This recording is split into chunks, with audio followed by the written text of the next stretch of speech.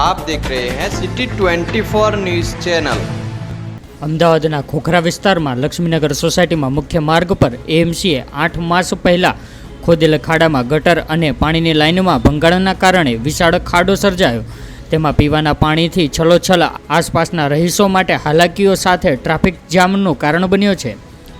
જ્યારે 8 માસથી ખોદેલ ખાડામાં 10થી વધુ વખત સમારકામ બાદ પણ એએમસી પાણી વિભાગના અધિકારીઓએ આ બાબતે બેદરકાર રહેતા અનેકવાર ગટરના પાણીના રેલા આસપાસના માર્ગો પર ફરી વળતા હોય છે અને તેનું કોઈ પણ નિરાકરણ એએમસી દ્વારા લાવવામાં આવ્યું નથી।